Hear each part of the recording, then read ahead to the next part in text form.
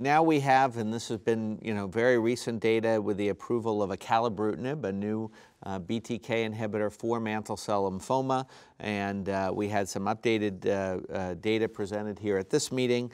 I think that there are some similarities between ibrutinib and Acalabrutinib, maybe some differences, although it's unclear at this point. Andre, you've been involved in those studies. What is your take at this point within the limits of kind of parallel trials at this point? What's the efficacy of Acalabrutinib, and how do you see them compared in your practice, how you will approach that?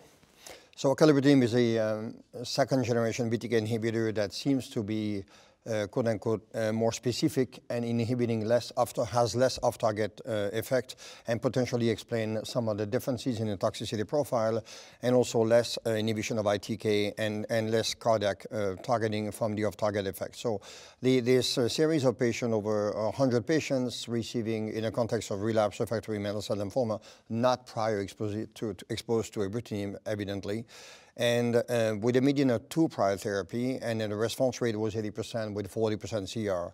The responses were brisk. The patients were tolerated well, and we did not see any AFib in this trial.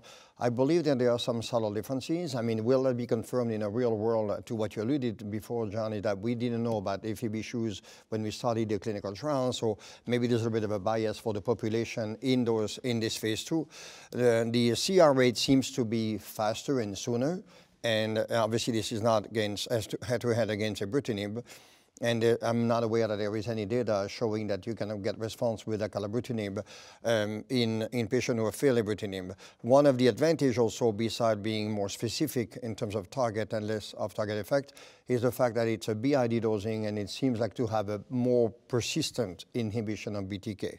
And that's the results. This being said, it's a bit difficult, it's early, and a bit difficult to say on how different it's going to be in the real world. And what's your experience with people you've treated on trials? Is your sense that it's different? I know it's more or less anecdotal, but any sense of that? My impression is that, as I said, the responses were brisk and the CR rate appeared to be faster. Ibrutinib, the CR rate was 20% at the beginning, and over time reached to 40% after a year. It seems to be faster. And to be fair, we have to recognize, as you alluded to, there were different patient populations, a little less. Absolutely, less heavily pretreated. And the criteria for the response evaluation was dual criteria, but that induces a little bit of a discussion on how to look at this data. That offers another BTK inhibitor, and again, that seems to have an easier safety profile.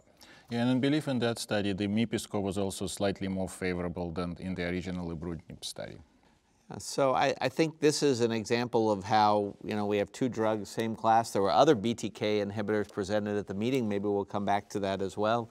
Is more specificity better? Less off-target effect? Is less specificity better because is hitting ITK, for example, more a better thing? And then again, obviously the toxicity profile, does that translate into clinical differences between the drugs, which again, time will tell. And you have, and even the dosing, John, like we talk about BTK occupancy.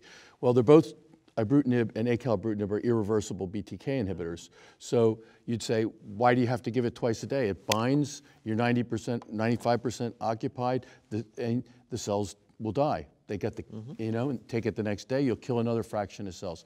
But I think the success of BTK inhibition in a disease that has a moderate proliferation index, dose schedule may be important, because you're hitting the cells that are vulnerable, and sure, they'll die, but the new cells that are generated don't have BTK ligated. So it may be that the twice a day, you need to compare apples and apples.